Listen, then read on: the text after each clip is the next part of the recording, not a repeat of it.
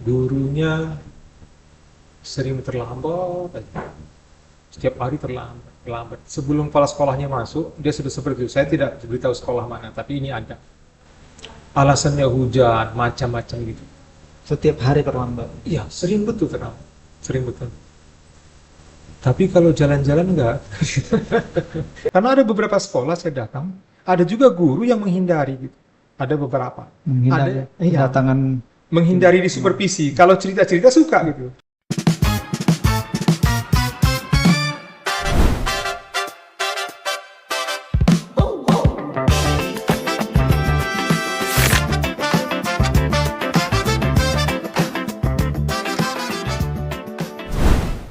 Halo sahabat pendidikan, Assalamualaikum warahmatullahi wabarakatuh. Senang sekali saya di sini Perdana Ramadan bisa hadir di tengah-tengah kita semua dalam tayangan podcastnya YouTube dari channel Asahan Cerdas dari Dinas Pendidikan Kabupaten Asahan.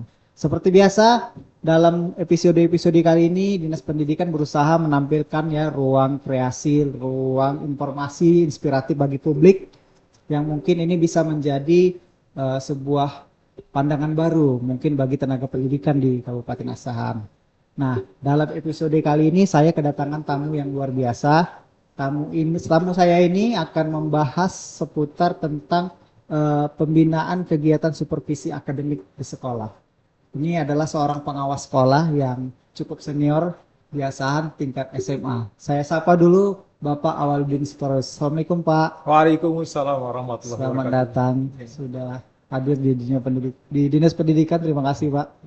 Nah, Bapak Awaludin Sitorus ini nanti akan menceritakan bagaimana dia bekerja mengawasi ya Pak, mengawasi dan melakukan pembimbingan terhadap guru maupun kepala sekolah di lingkungan SMA yang ada di Kabupaten Asahan. Nah, sebelum saya bincang-bincang lebih lanjut, lebih jauh dengan Bapak Awaludin Sitorus, mungkin bagi teman-teman yang melihat tayangan ini, yang mungkin baru pertama kali melihat Pak Awaludin, mungkin bisa diperkenalkan dulu nih, siapa sosok Pak Awaludin Sitorus. Silakan Pak. Oke, saya Awaludin Sitorus, pengawas SMA Cabdis Wilayah 5. Kebetulan Cabdis Wilayah 5 kan 3 kabupaten. Saya bertugas di Asahan. Basic saya sebenarnya mulai dari guru matematika. S1 Pendidikan Matematika Unimed, S2 juga Pendidikan Matematika Unimed, sempat S2 Ekonomi Studi Pembangunan, Ilmu Ekonomi Studi Pembangunan di Unimed juga, tapi tidak selesai sebelum S2 Matematikanya. Bertugas di Asahan sejak tahun 94. Dulunya di Medan juga mengajar di beberapa sekolah di Medan termasuk di Harapan. Testing di sini 94 lulus, jadi bertugas sebagai guru. Tahun 2009 saya menjadi pengawas, saya pikir. Orang Kabupaten Asahan yang pastinya Pak ya. Aslinya orang Kabupaten Asahan, Iya. sampai SMA di sini. Oke. Bapak Awaludin Sitorus luar biasa, kita lihat semangatnya ya. Insya Allah menjadi inspirasi bagi teman-teman guru maupun kepala sekolah untuk bisa bekerja lebih baik lagi. Pak Awaludin, hari ini kita mau bahas tema tentang pembinaan supervisi akademik dan manajerial. Tugas yang biasa Bapak lakukan sehari-hari. Nah, sebelum ke situ mungkin bisa Bapak jelaskan dulu seperti apa bentuk pengawasan supervisi akademik dan manajerial ini. Oke. Supervisi ini sebenarnya kan berasal dari dua kata ya, super dan visi. Sebenarnya dia bantuan dari orang yang punya pandangan super. Nah, seperti itulah kira-kira. Bantuan kepada sekolah. Makanya tugas pengawas dalam supervisi ini harus memposisikan dia sebagai fasilitasi pemerintah, fasilitas pemerintah. Saya pernah buat tulisan bahwa supervisi itu fasilitasi bukan intimidasi gitu. Tetapi kita lihat di lapangan terkadang kehadiran pengawas itu tidak dianggap sebagai bantuan. Yang saya bayangkan ini idealnya gitu, datang pengawas semua gembira gitu. Iya. Semua sudah menyimpan unek-unek gitu, permasalahan pembelajaran. Datang pengawas rebutan dia. Pak, saya tolonglah diskusi dengan Bapak tentang ini, bingung saya gini. Pak, bagaimana meningkatkan pembelajaran, seharusnya begitu. Kepala sekolah juga seharusnya datang pengawas, dia sudah siapkan. Apa sih yang mau diberikannya untuk dikerjakan pengawas? Tetapi kenyataannya tidaklah seperti yang kita bayangkan gitu. Ya. Masih ada beberapa guru atau kepala sekolah dia tidak memanfaatkan ya, pengawas sebagai fasilitas membantu dia. Jadi saya berpikir apa sih yang harus dilakukan gitu untuk membuat mereka percaya bahwa saya bantuan kok. Orang yang datang membantu gitu. Iya, saya bantuan gitu. Maka yang pertama saya usahakan itu dari bahasa tubuh. Dari bahasa tubuh. Karena saya pikir orang lebih percaya di bahasa tubuh daripada bahasa verbal. Oh gitu Pak. Iya. Misalnya saya bilang, saya sayang sama kamu gini itu. Dia tidak percaya.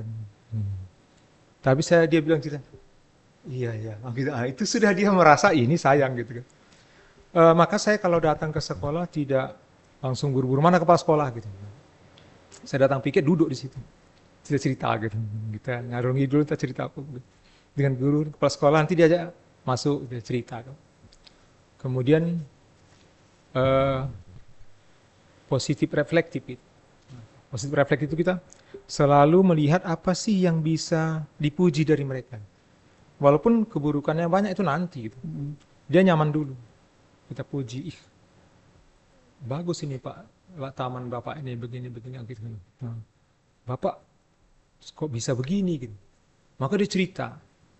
Saat dia cerita kita harus full dengan bahasa tubuh kita mengangguk. Gini. Buat dia nyaman. Sehingga dia merasa kita sebagai bantuan. Itu pertama dulu. Supervisi orang yang datang memberikan bantuan gitu, Iya. untuk sekolah. Iya. Orang yang punya visi super ingin membantu gitu. Mungkin karena di awal narasinya kedatangan Bapak itu sebagai pengawas mungkin Pak, makanya takut orang. Iya. Nah, mengapa kegiatan aktivitas supervisi ini sangat penting Pak dalam rangka meningkatkan kualitas pembelajaran di sekolah? Iya. Dari asal katanya juga sudah memang supervisi ini kan dikirim untuk membantu sebenarnya. Bantuan dari orang yang punya pandangan lebih. Kemudian dia bisa juga sebagai cermin gitu. Sekarang ini refleksi itu wajib. Di pembelajaran mendalam, 3 kegiatan wajib itu salah satunya refleksi gitu. Refleksi. Dalam pembelajaran siswa, refleksi juga guru gitu. Seganteng-gantengnya orang, kalau 2 tahun nggak bercermin, maka dia akan jelek. Gitu. Ya, nggak tahu dia kalau dia ganteng. Maka saya bisa dikatakan sebuah cermin. Sebuah cermin yang datang ke sekolah. Agar guru dapat bercermin di depan saya. Gitu. Menceritakan diri dia. Gitu. Baru, tapi ini saya cermin hidup, bukan cermin mati. Cermin hidup yang bisa memberi masukan kepada guru. Kan orang cermin gini. Orang bercermin itu pinginnya sesudah siap bercermin lebih ganteng. Iya. Maka waktu dia bercermin dilihatnya, ini wajah dia. Kemudian dia punya idola kan gitu. Ditengoknya mata dia, mata saya seperti ini, idola saya seperti ini. Sesudah berangkat dari cermin, dia kerjai itu wajah dia. Berdasarkan cermin tadi gitu. Aku tengok seperti ini, bagus. Baru nanti dia bercermin berikutnya lebih ganteng lagi. Jadi saya pingin seperti sebuah cermin datang ke sekolah, yang guru dan kepala sekolah dapat bercermin di depan saya, sehingga dapat melihat apa sih yang kurang, yang harus dilakukannya, sehingga dia seperti orang yang dianggapnya bagus gitu. Oke. Cermin menarik Pak, cermin hidup ya Pak. Ya. Tadi Bapak sampaikan bagaimana kedatangan Bapak itu, anggaplah saya ini sebagai cermin gitu kan Pak, Ya. yang mungkin bisa melakukan koreksi, mungkin memberikan masukan terhadap kegiatan pembelajaran kepala sekolah maupun guru. Nah, dalam pelaksanaannya itu selama ini, apakah seorang Pak Awaludin yang disebut sebagai cermin hidup tadi Pak, guru ini merasa seperti kedatangannya dihakimi begitu Pak, mau diponis lah begitu dengan kedatangan Bapak sebagai pengawas. Perspektif itu sebenarnya seperti apa Pak? Bapak melihat itu? Ya, cukup lama itu saya rasakan. Cukup lama saya rasakan. Saya seperti intimidator yang datang ke sekolah gitu. Dan cukup lama saya berusaha. Tertawa, duduk di tempat. Guru tidak tahu bahwa itu settingan saya gitu. gitu. Yang saya kadang-kadang pas sekolah gini, di lapangan kepala pengusaha tuh Pak, "Ih, kenapa nggak ngarap saya?" gitu-gitu. Padahal itu memang niat saya seperti itu. Datang ke sekolah itu duduk dulu, jumpa di piket tuker-tuker dulu. Ah, dia cakap cerita-cerita, puji-puji dulu, nah baru jalan-jalan, baru nanti kepala sekolah ada, ayo Pak gitu. Ini memang gimana biar mereka nyaman dan paham saya itu siapa gitu. Kalau sekarang sudah ini udah biasa. Kalau saya rekaman saya dia di bank gini-gini biasa itu. Sudah kenal. Iya. Sekarang mereka ya rupanya ini ya katanya gitu. Nah, rupanya ini.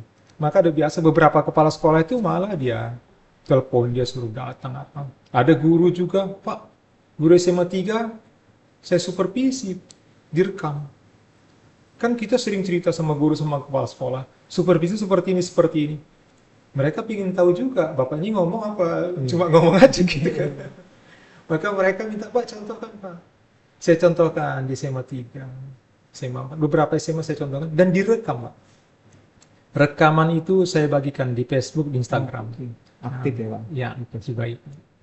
Kemudian beberapa kepala sekolah saya melakukan itu. Di SMA 2 melakukan itu. Dia supervisi. Saya bayangkan bukan dia, saya bayangkan guru aja gitu. Dia supervisi direkam. Kemudian saya dipanggil. Rekaman itu diberikan kepada tim supervisor. Dibahas rekaman itu, saya terkejut juga. Guru-guru tim supervisor membahas Pak J. Gitu. Pak J begini rekaman mereka. Gitu. Kemudian di SMA 3 juga saya rekam. Gitu. Nah, mereka merekam, kemudian didiskusikan. Waktu itu saya memang sedang buat sebuah kegiatan namanya meningkatkan mutu supervisi pendidikan. Jadi mereka supervisi, direkam, didiskusikan tim supervisor. Bagaimana? Apa yang mau diperbaiki? Nanti direkam lagi. Dan di akhir kemarin, di bulan 5, hampir semua sekolah saya diskusi tentang refleksi supervisi. Di Facebook saya, di Instagram saya. Nah, jadi cara Bapak untuk merekam setiap kegiatan dibagikan di sosial media itu membuat guru-guru ataupun kepala sekolah mereka kedatangan Bapak itu bukan mau dihakimi, tapi dibina, begitu Pak? Iya, ya harus dari kita. Kita tidak bisa menginginkan mereka berubah. Karena mungkin sudah terlalu lama keyakinan ini terhadap. Jadi kita harus sedikit demi sedikit. Apakah semua sudah merasa seperti itu? Belum, saya sendiri belum. Karena ada beberapa sekolah saya datang, ada juga guru yang menghindari gitu. Ada beberapa. Menghindari kedatangan. Menghindari di supervisi. Kalau cerita-cerita suka gitu. Tapi waktu cerita supervisi, jangan aku lah gitu. Iya, ini kan yang datang bantuan gitu. Kenapa tidak mau dibantu kan seperti itu? Biasanya Pak, aspek apa saja sih yang menjadi indikator penilaian terhadap kinerja kepala sekolah ataupun guru dalam pekerjaan Bapak sekarang ini? Ya kalau guru kan dia tentang pembelajaran, nah ya biasa seperti akademik dia. Ya macam dia memahami materi, membuat perencanaan dengan baik, ya, melakukan pembelajaran dengan baik, mengevaluasi. Ada sedikit kendala di evaluasi gitu. Penilaian itu kan ada formatif, ada sumatif. Gitu. Jadi yang saya lihat penilaian formatif ini yang kualitas sebelum ini belum seperti yang kita inginkan. Kalau formatif ini kan sebenarnya bukan menilai si belajar, menilai proses pembelajaran. Seperti rapot pendidikan, itu tidak ada nilai siswa. Yang ada proses, nilai proses gitu. Ya. Jadi nanti, kalau penilaian formatif itu hasilnya rekomendasi, bukan nilai. Makanya rapot pendidikan begitu dilihat hasil rapot pendidikan, rekomendasinya sekolah harus buat apa? Sekolah harus buat apa gitu. Nah, jadi yang kita inginkan, di tingkat kelas seperti itu gitu. Guru itu buat penilaian formatif itu tidak untuk menilai hasil belajar siswa gitu. Tapi dia mau melihat apa kendala siswa, apa yang terus nanti dia ada rekomendasi untuk perbaikan pembelajaran namanya memformat gitu.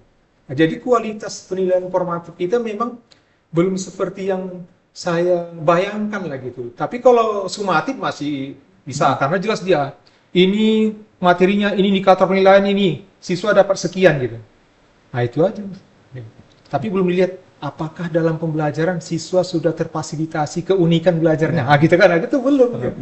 Nah ya kan pembelajaran berdiferensiasi itu kan memfasilitasi keunikan belajar siswa seperti saya gitu. Mohon maaf Pak. Saya ranking 37 dari 38 orang di SMA kelas 2. Oh iya Pak. Iya. Tapi saya nggak bodoh, saya katanya nggak bodoh. Toh Olimpiade Sumatera Utara saya juara 1 jadi guru. 2 kali saya juara Sumatera Utara waktu tahun 2008. Makanya saya ditawarkan jadi pengawas kemarin. Berarti kan bukan bodoh. Oke Pak, menarik. Kalau pengawas di awal tadi Bapak katakan adalah sebuah cermin, gitu. Ini kan Salah satu fungsinya. salah satu fungsinya. Nah, biasanya perubahan-perubahan positif apa yang pernah Bapak lihat terhadap guru ataupun orang-orang yang Bapak awasi di sekolah setelah fungsi pengawasan ini Bapak jalankan? Apa banyak yang paling banyak berubah, Pak? Ya, pertama guru sudah mau curhat kepada pengawas itu poin. Oh gitu. Iya, pertama dia Lebih sering dia curhat sama Dia- pengawas daripada kepala sekolahnya. dia udah mau lah gitu, udah mau. Kadang ada rekaman saya, jadi bang kata gitu, gini. Jadi kayak gitu. Kemudian beberapa guru saya manggil abang sama saya. Itu kemajuan saya pikir. Kalau dia sudah manggil abang ini, dia sudah merasa dekat. Maka nanti saya lebih mudah untuk diskusi dengan dia gitu. Kemudian beberapa guru sudah siap untuk disupervisi. Nah, ada malah di rekaman dia itu saya sebarkan. Tapi keren memang. Saya heran. Dia guru ke SMK pindah ke SMA 3 gitu. Tapi kok bisa keren gitu kan gitu kan. Jadi ada beberapa perubahan yang paling mendasar saya pikir mereka sudah mulai memahami bahwa pengawas itu fasilitas. Fasilitas negara. Dulu kalau kita telepon kan terjantungan ya, apa salah itu kan. Sekarang beberapa guru sudah telepon pengawas, kan udah mantap gitu kan. Udah mau nanya dia gitu. Kalau saya buat gini, tapi kita juga harus ini aktif juga ngintip-ngintip. Kemarin saya jumpa sama orang, Fitri, yang kemarin tuh bagus tuh Fitri buat. Yang anak-anak ke lapangan tuh, dia kan jadi senang. Pengawas ini berarti memperhatikan Ada saya. apresiasi gitu. Iya gitu. Walaupun hanya seperti itu kan gitu. Nanti dia lebih giat lagi buat seperti itu. Saya pikir perubahannya di situ. Kemudian guru sudah mau menceritakan kesulitan dia. Bukan malah dia menutupi. Itu sudah langkah yang saya pikir Oke. Sebuah kemajuan begitu. kemajuan. Yang dulu mungkin tidak ada seperti itu, Pak. Ya sebagian memang hampir dia kedatangan kita itu seperti tidak diinginkan dan menakutkan. Pengawas datang, apa salah apa ya? Begitu, Iya. Pak. Dan mereka bicara dengan kawannya. Datang pengawas ke dia. Ada apa? Kenapa dikasih tahu kan? Seolah-olah pengawas datang, siapkan semua, langsung siap Rapi. gitu. Iya. Ya, pengawasnya tertipu gitu. Data yang didapatnya itu ternyata tidak benar. Harus- Perencanaan dibuat itu tidak betul. Harusnya kan bantuan datang gitu, Pak. Iya.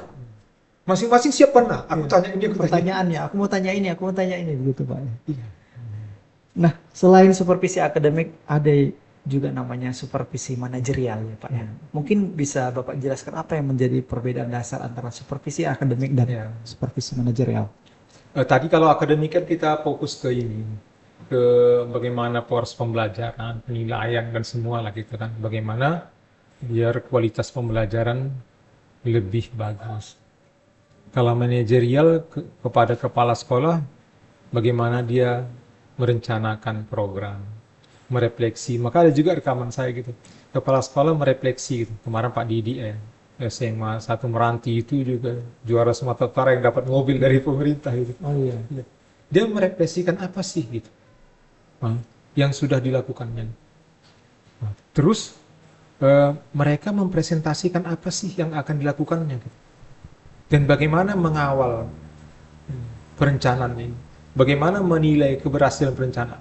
Bagaimana nanti melahirkan rekomendasi gitu. Jadi kalau manajerial, saya pikir kalau kepala sekolah lebih kepada pengelolaan sekolahnya. Sampai-sampai guru gitu. Kepala sekolah saya ada, saya sebut aja nama Pak Sahrudin Lubis itu. Untuk guru-guru bagus dia bisa menceritakan dengan lengkap. Ini bang, gini. Ada yang meninggal kemarin ditabrak mobil itu. Itu saya supervisi, itu bagus betul. Terus guru yang kurang bagus pun, tapi dengan kita tanya bagaimana Pak Lubis, dia selalu cerita, ya bang, sudah mulai berubah bang. Dan dia ceritakan dulu bang seperti ini bang. Sekarang udah begini. Nama-namanya saya hafal gitu. Gitu. Walaupun nggak ketemu orangnya itu. Iya tahu orang gitu. Tapi saya tidak ke gurunya. Saya tetap jaga bahwa guru itu tidak boleh tahu kepala sekolahnya itu melapor kepada pengurus. Terus keterbukaan lah pokoknya. Nah, biasanya oleh kepala sekolah ini pengalaman ataupun teknik manajerial apa yang sering Bapak ajarkan ataupun masalah apa yang paling banyak dihadapi kepala sekolah yang curhat kemudian kepada Bapak? Kalau di kepala sekolah seringnya kinerja guru lah ya, Soal kinerja. kinerja guru. Maka kadang-kadang kita canda-canda lah gitu. Ada satu sekolah tapi udah selesai masalahnya. Gurunya sering terlambat aja. Setiap hari terlambat. Sebelum kepala sekolahnya masuk, dia sudah seperti itu. Saya tidak beritahu sekolah mana, tapi ini ada. Alasannya hujan, macam-macam gitu. Setiap hari terlambat. Iya, sering betul terlambat. Sering betul. Tapi kalau jalan-jalan enggak. Seperti pindah rumah dia. Tapi kalau jalan-jalan ke perawat gitu, Ada acara jalan-jalan dia datang paling duluan. saya kan canda gitu. Jadi, Pak, kemarin jalan keren itu gimana? Ya, cepat dia apa yang dia bang? Gitu. Jadi diaktifkannya, kasih tanggung jawab. Selama ini kan kalau sudah guru-guru seperti itu terus tidak dipedulikan. Dia saya lihat dikasihnya apa? Tanggung jawab kecil itu. Terus diajaknya diskusi. Gimana Bu? Gimana Bu? Lama-lama bagus ini. Bagus. Nah, saya bisa sebut namanya tahu saya. Guru mata pelajaran apa saya tahu lah gitu kan. Seperti itu. Jadi saya lihat memang dia perhatikan betul dan rencanakan betul. Bukan hanya mencatat kesalahan langsung marah gitu. Dan yang kagumnya kita tanya dia bisa menceritakan semua gurunya seperti apa gitu. Sampai gini. Kemarin gitu. Tapi Bang katanya. Ini selama ini yang saya anukan yang aktif kan. Ini udah kan agak terjadi gesekan Bang. Sampai begitu kita. Karena gini. Jadi mana? Oh, kagum betul. Tapi itu pernah juara 1 Sumatera Utara kepala sekolah. Nah, sekarang ada nggak sih Pak indikator-indikator yang sebuah sekolah itu punya manajerial yang baik? Kalau di Hasan itu sekolahnya siapa? Kalau boleh sebut nama.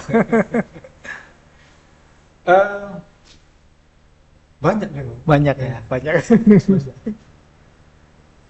Tapi kalau urutan yang saya lihat apa ya? Tapi ini versi saya. Pak Sahrudin Lubis. Di SMA? Dulu dia SMA 2 ke sana. SMA 2 di. Lama betul ya saya di situ ya. Sudah sekolah penggerak aja. Sekarang dia SMA 3. Sekolah penggerak juga SMA 3 itu. Nah, itu yang saya katakan.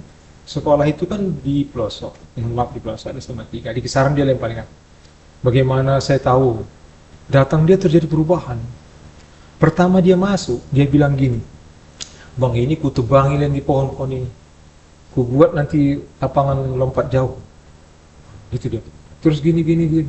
Kita nggak bisa bersaing akademik di Bang. Dan ternyata berapa lama di situ juara 1 Sumatera Utara volleyball dia. Sampai 2 kali. Lompat itu belum juara, tapi dia tetap ini. Dia kelola bagaimana buat kolam, buat ikan, untuk apa? Makan sama-sama guru gitu, biar semangat. Gitu. Saya lihat betul-betul dipikirkannya langkah-langkahnya gitu. Padahal yang dimasukinya kan sekolah. Novel di sini oke lah, dia sekolah penggerak, entah sekolah apa lah, sampai sekolah internasional gitu kan kemarin. First SBI gitu kan. Ini kan sekolah kota. Kan elit pendidikan di Asahan ini saya lihat kan sudah ada 2 sekarang. Pertama dulu SMA 1 aja, SMA 1 sekarang. Kemudian ini versi saya. Berdiri UNA, banyaklah pejabat-pejabat tinggal di sini. SMA 2 mulailah orang elit-elit di sini. Kalau yang ke sana masih apa? Input siswa SMA 4 itu saya petakan itu ada Gang Pantai, Rusun, Ciledadi apa gitu kan. Dia SMA 3 juga begitu. Di tempat tuh membuat batu gitu. Tapi waktu dia ditempatkan di sana dia langsung optimis dia. SMA 3 itu. Dan saya lihat banyak perubahan, terutama kinerja gue. Saya puji-puji, maka kepala sekolah kadang-kadang marah. Dia bilang, Pak Awal ini cerita Sahrudin gitu. Di SD. Iya, di Prasetya itu. Jadi beberapa itu itu yang dapat mobil itu kan gitu. Jadi kepala sekolah lain, ya saya gimana? Kan saya harus ceritakan kebaikan, nggak mungkin saya ceritakan keburukan gitu. nanti jadi nggak bagus. Biasanya indikator-indikatornya apa sih Pak untuk manajerial sekolah ini yang bagus menurut Ya, pengawas? pertama dia perencanaan Punya perencanaan yang bagus. dan perencanaan berbasis data itu kan. Makanya saya ada buat rekaman. Perencanaan berbasis data itu dimulai dari refleksi. Ketajaman refleksi dia ini penting gitu. Sehingga dia paham. Dari situlah dia membuat program. Kalau program masalah-masalah saya pikir ini kurang lebar. Buat program. Kemudian saya lihat dia buat tim yang solid gitu. Tim yang solid. Dan penghargaannya ini kepada tim. Saya lihat ini salah satu gitu.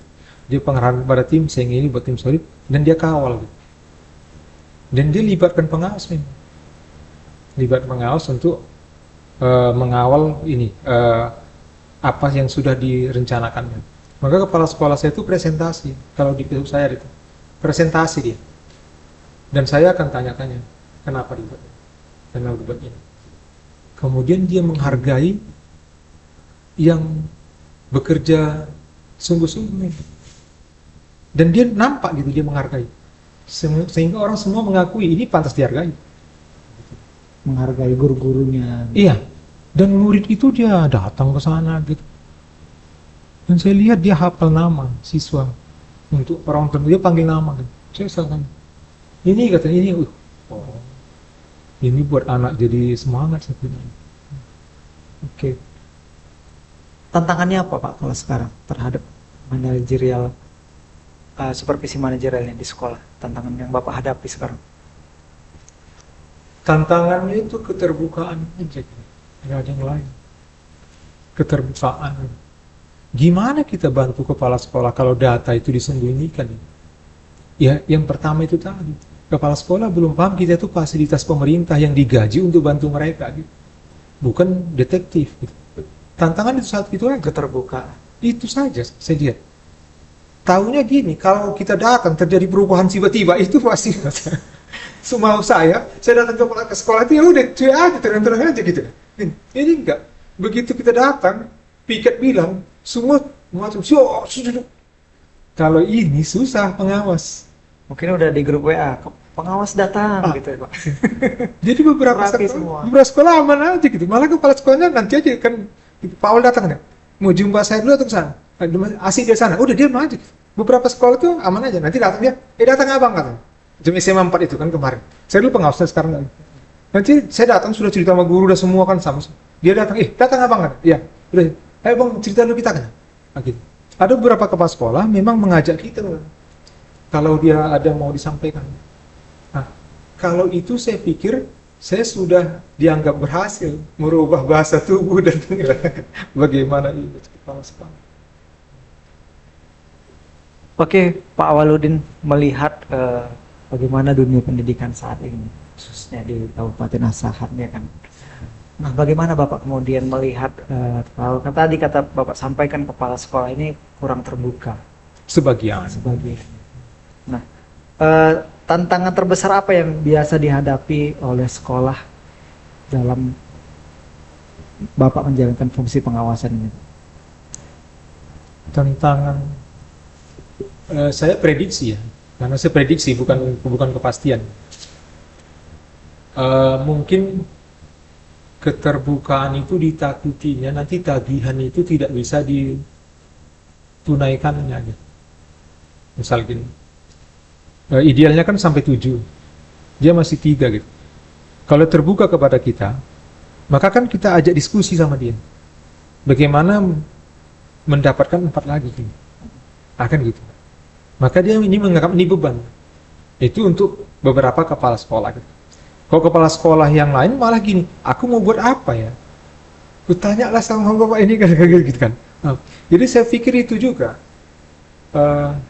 memang butuh kompetensi yang unggul lah untuk jadi kepala sekolah. Maka seleksinya pun nanti harus saya pikir begitu, sehingga nanti begitu dia jadi kepala sekolah, dia paham apa yang mau dibuatnya, dan dia siap untuk bekerja sama melakukan itu. Tidak ada ketakutan, nanti diminta seperti ini aku nggak mampu, sementara aku nggak mungkin menunjukkan ketidakmampuan aku. Tapi itu tidak banyak. Beberapa kepala sekolah malah dia menantang kan gitu kan, menelepon kita gitu. Saya bisa sebut namanya kepala-kepala sekolah itu. Apa namanya? Nah, sekarang supervisi ini penekanannya pembinaan atau penilaian sih, Pak? Supervisi itu bukan penilaian intinya. Karena saya pikir itu kan orang yang punya pandangan super dalam membantu gitu. Penilaian kinerja udah ada di apa? Di sistem itu udah ada. Saya menilai kinerja kepala sekolah, ada penilaian. Jadi kalau prinsip saya, supervisi ini dua kata. Orang punya visi super yang dikirim untuk membantu gitu. Tapi bagaimana ini dipahami bersama?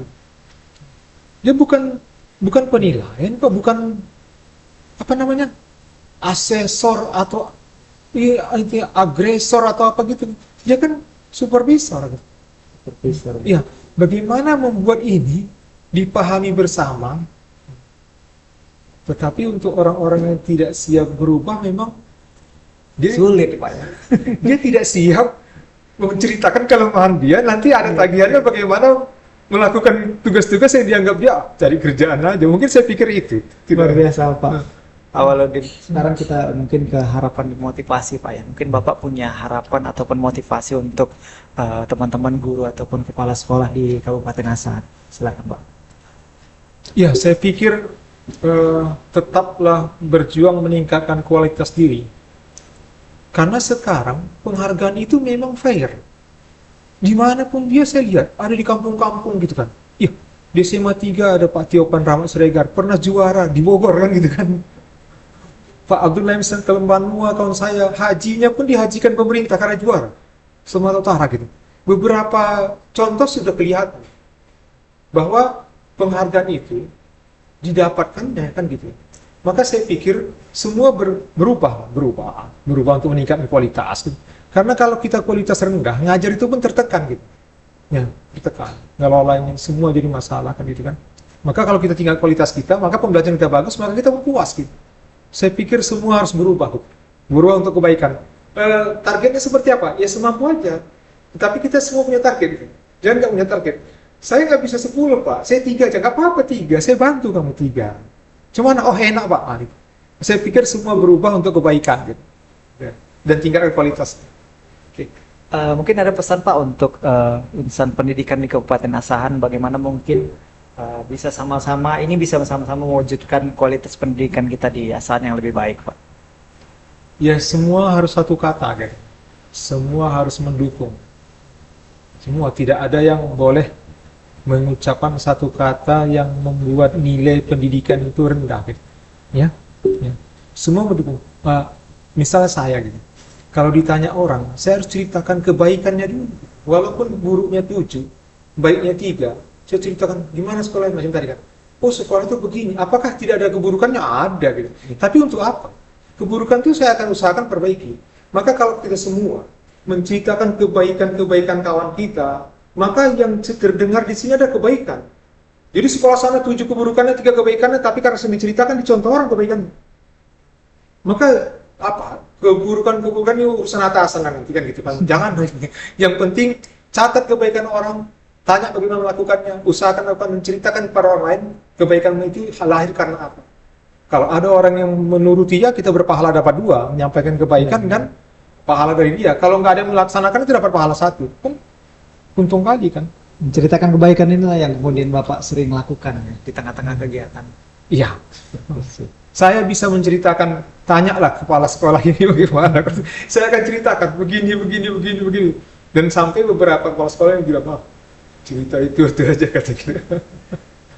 Luar biasa Pak Waldin, terus nggak terasa lebih dari setengah jam ternyata kita ngobrol-ngobrol. Baik, terima kasih Pak Waldin terus sudah menjelaskan bagaimana bahwa kegiatan supervisi itu bukan intimidasi, bukan ajang mencari kesalahannya kan Pak, bukan, tapi ini adalah proses pendampingan, bagaimana kolaborasi antara guru, kepala sekolah, dan pengawas tentunya dalam rangka meningkatkan ini kualitas pendidikan kita ini mau dibawa kemana, begitu Pak ya. Semoga wawasan dan pengetahuan bincang-bincang kita yang disampaikan Pak Awaludin tadi bisa menambah wawasan untuk kita semua bagaimana ini bisa tersampaikan oleh guru dan kepala sekolah yang ada di Kabupaten Asahan. Terima kasih sekali lagi Pak Awaludin sudah datang. Ya, saya Ngobrol juga terima kita. kasih sudah diajak berbicara. Ya, semoga ini bisa menambah pengetahuan dan wawasan untuk kita semuanya. Baik sahabat Asan Cerdas, sampai di sinilah mungkin bincang-bincang saya dengan Pak Awaludin seputar kegiatan pengawasan sekolah. Kita ketemu lagi di episode dan pembahasan menarik lainnya di dunia pendidikan. Jangan lupa subscribe dan nyalakan tanda loncengnya untuk mengikuti kegiatan ataupun informasi seputar dunia pendidikan yang ada di Kabupaten Asahan dalam channel YouTube-nya Asahan Cerdas. Saya Perdana Ramadan undur diri dan Pak Awaludin, terima kasih. Wassalamualaikum warahmatullahi wabarakatuh. Sampai jumpa. Salam literasi. Salam literasi, Pak.